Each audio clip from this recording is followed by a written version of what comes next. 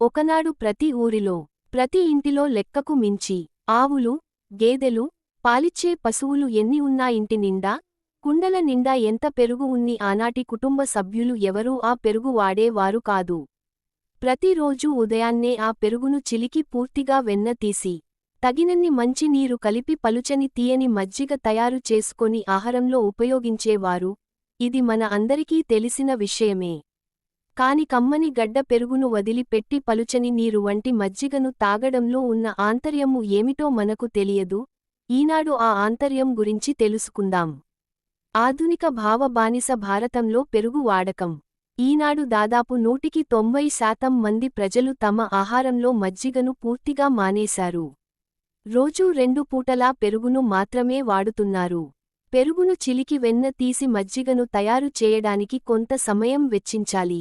కాబట్టి ఆ విధంగా సమయం వృధా చేయకుండా అన్నములో పెరుగును కలుపుకొని తినడమే గొప్ప నాగరికత అని ఈనాడు అంతా మురిసిపోతున్నారు.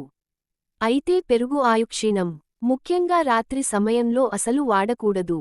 అలా వాడితే ఉదరంలో వాయువు ఎక్కువ అయ్యి అనేక వాత రోగాలు వస్తాయని ఆయుర్వేద మహర్షులు మనకు నిక్కచ్చిగా తేల్చి ఏనాడో చెప్పారు.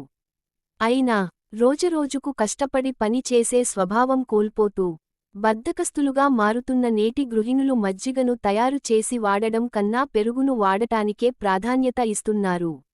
మజ్జిగ 5 రకాలు. 1 మదితము అనే మజ్జిగ.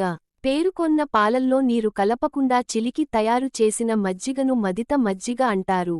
ఇది చిక్కగా జిడ్డుగా ఉంటుంది. ఈ మజ్జిగను ఆహారంలో వాడుతూ ఉంటే నీరసం, ఉదర రోగాలు, పైత్యము వల్ల కలిగిన వాతము, నాలుకకు రుచి తెలియకపోవడం, మూత్రము ఆగిపోవడం, నీళ్ల విరోచనాలు మొదలైనవి హరించిపోయి శరీరానికి మంచి బలం కలుగుతుంది. ఈ రకమైన మజ్జిగను మన 2 రాష్ట్రాల ప్రజలు గ్రీష్మ, శరత్, హేమంత, శిశిర ఋతువులలో సేవించి ఆరోగ్యం పొందవచ్చు. 2 మిలితమను మజ్జిగ. పెరుగు 1 వంతు నీళ్లు 3 వంతులు పోసి చిలికి తయారు చేసిన మజ్జిగ మిలిత మజ్జిగ అనబడుతుంది. ఇది శరీరంలో పైత్యాన్ని, అరుచిని, అతిసార విరోచనాన్ని, రక్తంలో చేరిన వాతాన్ని ఇంకా అనేక రోగాలను పోగొడుతుంది. ఈ మజ్జిగ అన్ని కాలాలలో తీసుకోవచ్చు. శ్రేష్టమైనది 3 గోళము అను మజ్జిగ. 1 వంతు పెరుగు, 1.5 వంతు నీళ్లు కలిపి తయారు చేసినది. ఈ విధమైన మజ్జిగ వాడుతుంటే శరీరానికి మంచి కాంతి వస్తుంది. కంటికి మంచి మేలు చేస్తుంది. ఉదరములో మందాగ్ని, విష దోషాలు, మేహము, ప్రమేహము, కఫ రోగము, ఆమ రోగము పోగొడుతుంది. ఈ రకమైన మజ్జిగ గ్రీష్మ, వర్ష ఋతువులయందు తీసుకోవాలి. 4 షాడభము అను మజ్జిగ. 1 వంతు పెరుగు, 5 వంతుల నీళ్లు కలిపి తయారు చేసింది. ఇది శ్లేష్మ రోగాలను, గుల్మ రోగాలను, రక్తమూల వ్యాధిని పోగొడుతుంది. తేలికగా ఉండి ఉదరములో జఠరాగ్నిని పెంచి శరీరానికి కాంతి ఇస్తుంది. 5 కాలశేయము అను మజ్జిగ. 1 వంతు పెరుగు, 2 వంతుల నీళ్లు కలిపి తయారు చేసింది.